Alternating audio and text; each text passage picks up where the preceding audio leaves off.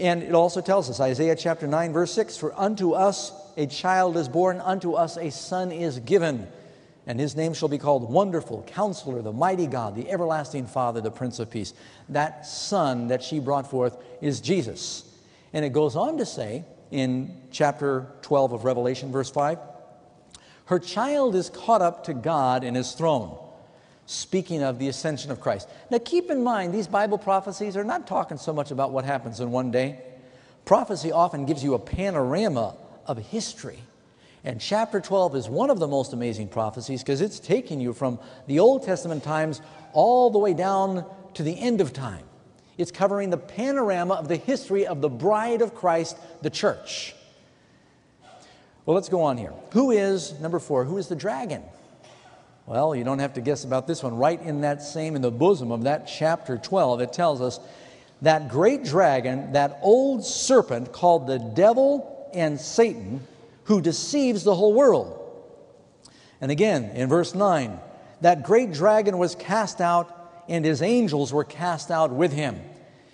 Now, how can a dragon be cast out of heaven? Does the Lord have a dragon factory up there in paradise? If God is love, then why would he make a dragon? And that brings the next question. I'm going to spend some time on this, so be patient with me. If God is love, people always want to know, dragon cast out of heaven, how do you get to heaven? Did the Lord make a devil? Where'd the devil come from? If God is more powerful than the devil, then why doesn't he just get a hitman and snuff him out? Zap him.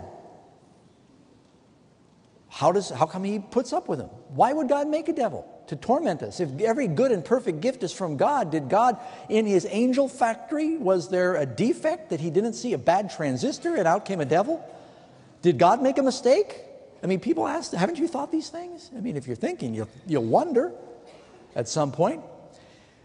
Now, if you go back in time, first of all, God is perfect. Everything he makes is perfect. And one of the highest of God's angels came by the name Lucifer. Isaiah chapter 14. And we've got this prophecy here about where Lucifer came from. You start with verse 12. We just heard about the devil being cast out of heaven, right? Revelation 12.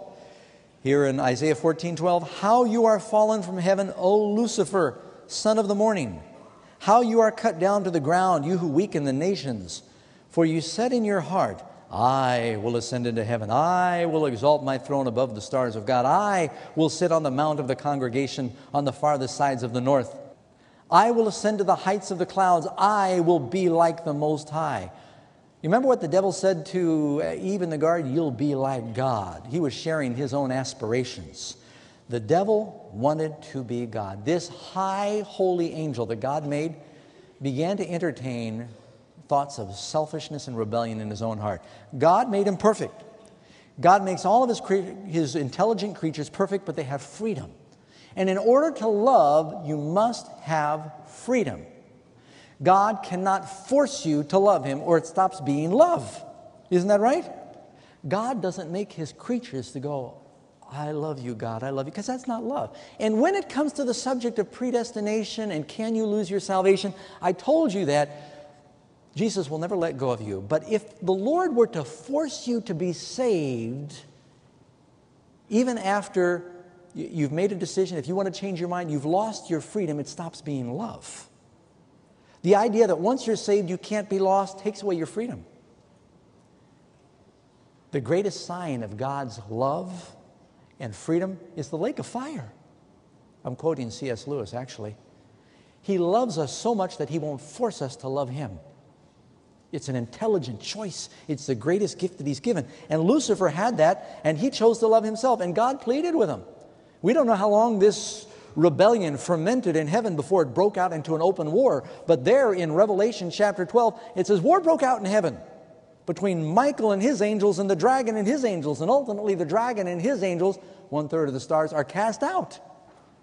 Can you imagine that? If there are billions of angels, 1/3 of them were cast to the earth with Lucifer. Kind of gives you the heebie-jeebies. Think about it. Good news is there are 2 good angels for every bad one.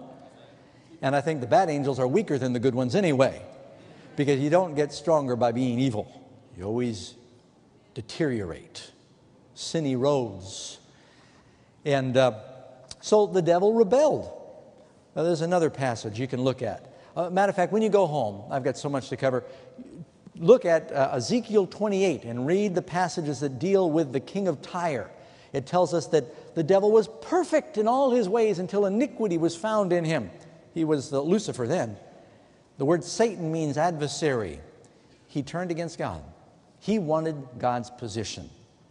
And you know, there are a lot of false religions teach that you are God. That's at the foundation of many pagan religions, that you somehow work your way into being God. That's what the devil's aspiration was. Let's go on. What does the dragon try to do?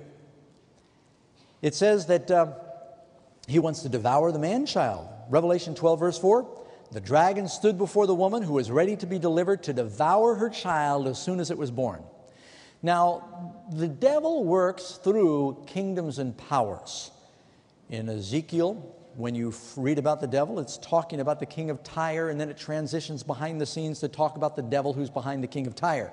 In Isaiah, it starts out talking about the king of Babylon, then it goes to the power behind the king of Babylon, which was the devil. King Herod was Roman power. The devil manipulated King Herod to try to kill all the babies in Bethlehem, hoping to exterminate Christ at his birth. The devil wanted to devour Christ when he was weak as a baby. Moving on with our study here. Number 5. When Jesus ascends to heaven, where does the dragon next direct his fury? All right, you can read this in Revelation 12:13. And when the dragon saw that he was cast to the earth, he persecuted the woman that brought forth the man-child. Well, there's no record in the New Testament that the devil went after Mary, the mother of Jesus. But after Jesus ascended to heaven, did the devil direct his fury against his bride, the woman? Yes. Great persecution arose, not only at first among the Jews, but later among the Romans. And unless you slept through your history class, you know that in the Colosseums of Rome, Christians were killed by the tens of thousands. Not only were they fed to the lions and they were burned alive and thrown to the gladiators, they'd have them torn limb from limb by wild horses. They were told to worship the pagan deities in Rome or be executed. And many thousands of them lost their life because they chose first their allegiance to Jesus, to keep his commandments. Well, the devil tried to exterminate the church with Plan A. Plan A is just kill them all. But the more he persecuted the church, the more the church grew. And it's often true that blood is seed for the gospel. Matter of fact, it always seems to be true that the greatest revivals of the church also happen during times of persecution. And rarely is the church more pure than when it is thriving in the midst of persecution. It seems like God uses the heat to get the dross out of the gold and the hot iron to get the wrinkles out of the church's garments. Well, the devil then went to Plan B. He said, look, if I can't make the church stop growing through just out-and-out persecution, up until the time of Constantine, Christianity was declared religio illicitae, forbidden religion. Constantine, about 321, he came along, he said, look, Christians are pretty peaceful.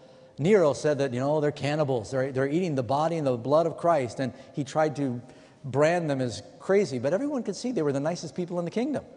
And Christianity began to spread everywhere. Matter of fact, they can barely put a subway in anywhere in Rome without running into catacombs now. They had a virtual underground city in Rome. All the Christians went underground. And Constantine, who was a shrewd politician, said, look, they're some of the most productive people in the kingdom. They're not hurting anybody. And so most historians believe, he feigned a conversion. He said, I've had a dream. We're now supposed to conquer under the sign of the cross. Christianity is now legal. He outwardly said, I'll be a Christian, but he wasn't baptized till the time of his death. And he said he ordered his army to march through the Tiber River, and all these Roman pagans who were worshiping all the gods in Rome, they came through the river, they went in dry pagans, they came out wet pagans. But now they're being told you're Christians, and they had no idea what it meant to be a Christian. And all of a sudden the devil was able to accomplish through compromise what he couldn't do through persecution. Now he vented his fury at the church.